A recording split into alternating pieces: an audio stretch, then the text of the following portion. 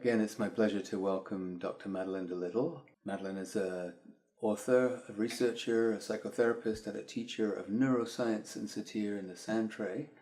And today we're going to talk about a core part of her work, which is about how people keep safe and how that's the place that she does much of her work.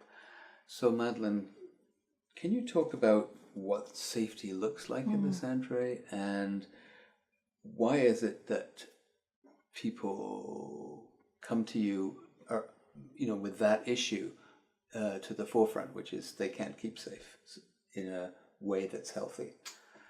Yeah, that's exactly right.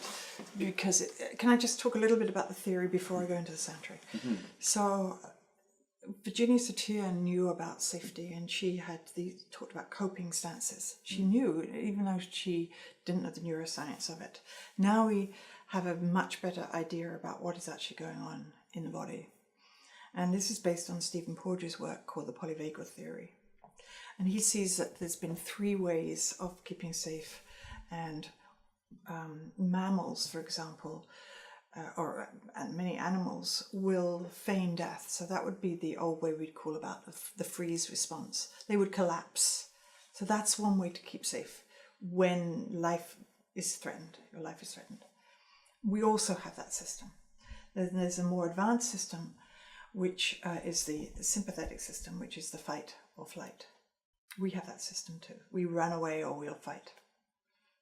And there's a newer, if you like, newer system called the social engagement system or play state, which we have as humans.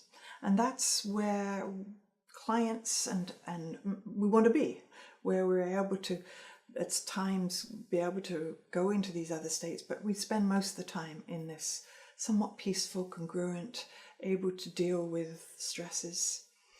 And our clients aren't in that state. They have developed other ways of staying safe due to life's experiences, traumas, impacts of various sorts. And so there's a sort of, what you could see is basically either they're coming in very, what's called mobilized in the sympathetic state, or they're coming in very shut down in a collapsed state. And so it's those 2 states that we're working in.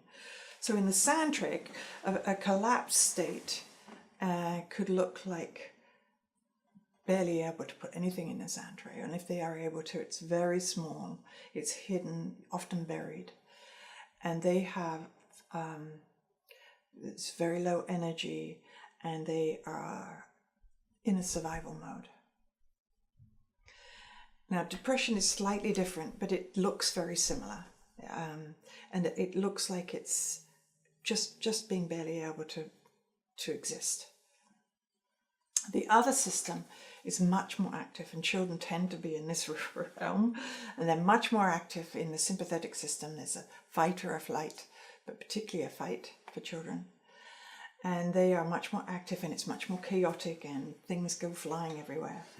But the same principle is of creating safety that is, as you described it, in a healthy way, rather than in moving them into the play state, which is the healthy way to be, or the social engagement system, so that they can live fully. And we do that by, first of all, just seeing it, and then moving towards yearnings sometimes. What would it look like if you didn't feel this way?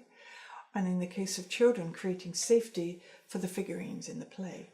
So if there's chaos in the play, we create order so that they don't have to be in this chaotic state permanently, so that they can create order in the play. And then what happens is that they internalize that safety and that order out of the chaos. And in the case of people who are in this immobilized or shut down, collapsed state, will be able to find a little bit more energy to be able to embrace some fun and some joy in their lives, so that they can move towards a greater sense of being in that play state.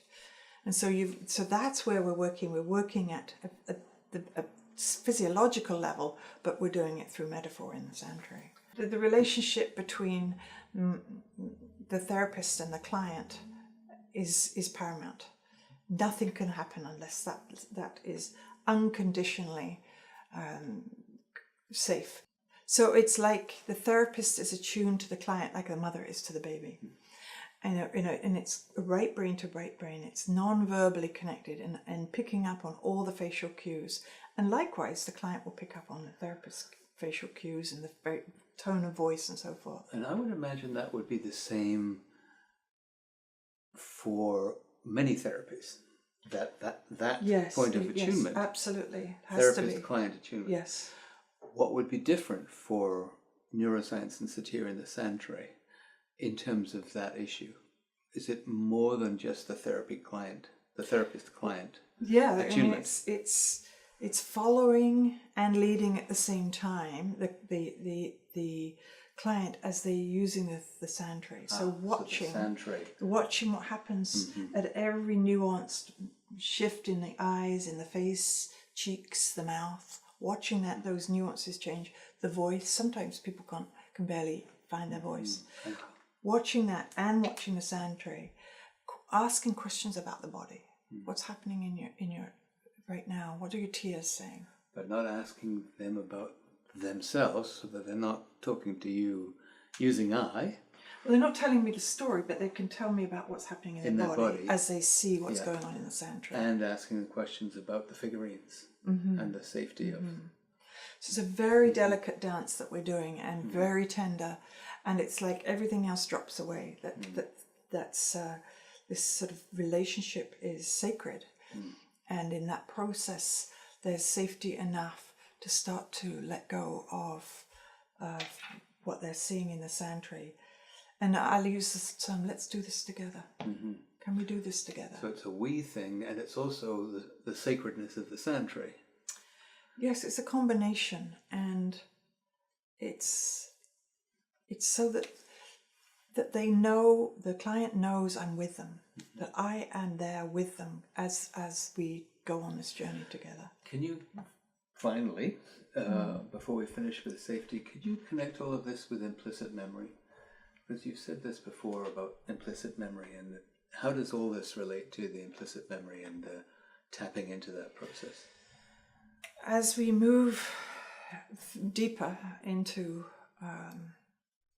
the very tender spots, we're moving deeper into the implicit memory, to the deep unconscious, and accessing unknown or stored memories from way back. And it's like the body knows, but the conscious left brain doesn't know. And so we're treading on very delicate areas where the body could react really deeply, even if the client doesn't know what's happening. And so we might I might say something like, we don't have to go any further. We don't have to pursue this anymore. We can stop at any time. So that it's done really gently, it's sort of titrated really slowly, so that they know also that they can escape or they can stop it at any time. Now, sometimes I might say, can we just do this one more thing? Just do this together. Let's try this. We can always put something back. So then I would invite them to move something. And 99.9% of people I've done this with, out of hundreds and hundreds, will say, yes, that's absolutely right. That fits now. So that's your intuition. Absolutely. And it's also playful. It doesn't. Yes, it doesn't start out as playful, It doesn't look playful. No, but it actually it's actually using play. It's play. It's very important to play and to be able to literally play around with. Let's try this. Yes, let's just try this. We can always put it back and play around with possibilities, which you can do because you've got this sort of fluid use of the figurines in the sand tray. Thank you. All right, well, you're welcome. Thank you.